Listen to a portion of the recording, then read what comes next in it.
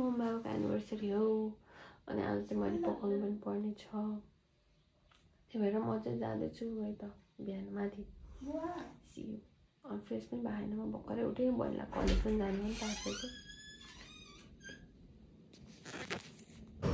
अनि यहाँ चाहिँ 7 लाग्दैछ।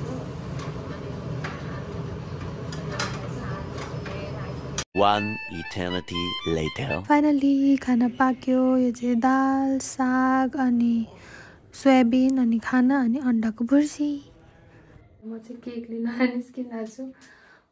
बिदाको दिन पर्यो आज। बिदाको दिन पर्यो आज, त्यही भएर यहीँ कलङ्कीबाट केक ल्याउँछु। डिजाइनवाला केक पनि बन्दैन भन्ने कुरा भएको छ। सो अब त्यहीँ गएर ऱ्यान्डमली सेलेक्ट गरेर चाहिँ केक लिँदैछौँ। अब हामीहरूले चाहिँ योपालि चाहिँ घरमा बुवा हुनुभएको छ नि त, अनि 4-5 जना मात्रै बसेर सेलिब्रेट गर्ने भनेर सोचेछौँ होइन। अब त्यही हुन्छ। So let's go to buy a cake. बहिनीको छुट्टी भयो भनेर फोन गरेको थिएँ।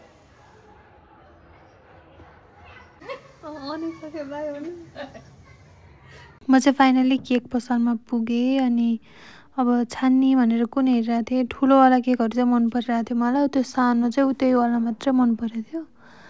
अनि ठुलोमा चाहिँ यो कस्तो क्युट लागिरहेको थियो, तर त्यही नै लिने भन्ने जस्तो कुरा भयो अनि हामी चाहिँ त्यो प्याक गरिदिनु भन्यौँ।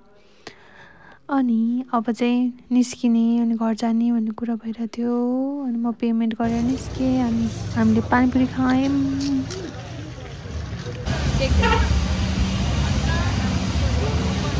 मासु किन्न बाबा म अनि लता भएर, अनि मम्मी चाहिँ माथिबाट हेर्दै हुनुहुन्छ। माथिबाट हामी जान्छौँ साथीहरू। By by.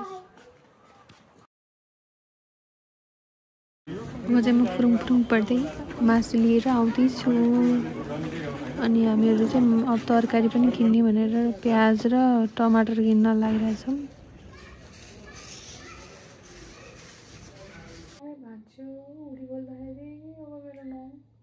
यत्रो लामो लामो नङ, यो नङ भाँच्यो, सबै काट्नुपर्छ।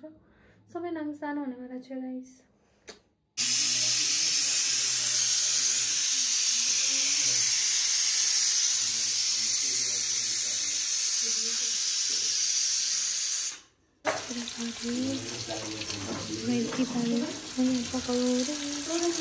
One eternity later.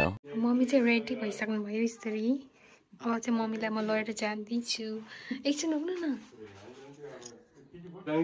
लाउनु। मेकअप त गर्नु भएको छ। बाबाको नि मम्मीले ज्याकेट लाउने भन्नुभएको। हजुरलाई कस्तो लागिरहेछ बुवा? बाबा मम्मीको एनिभर्सरीमा कस्तो लागिरहेछ? ल छिटो आउनु।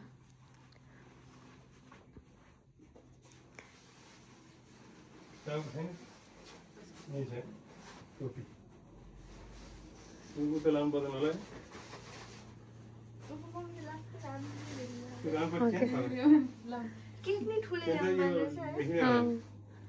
ओके केक ठुलै ल्याउनु पर्ने रहेछ है।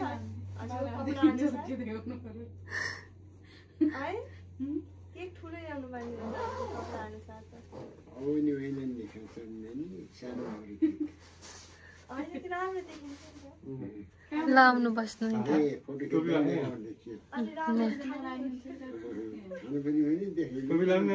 लाउनु हैन? आउनु आउनु मम्मी। हजुर यो त मम्मीको बिहाको साडी हो। सबै ल्याएको छु।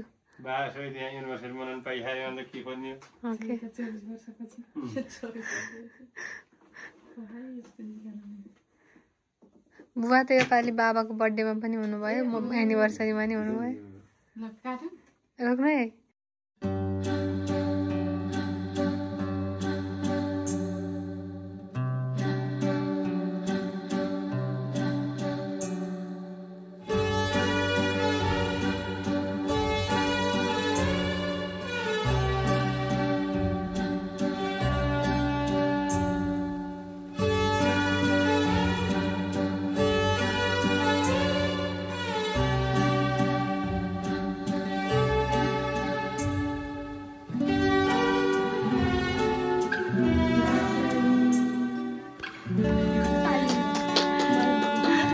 है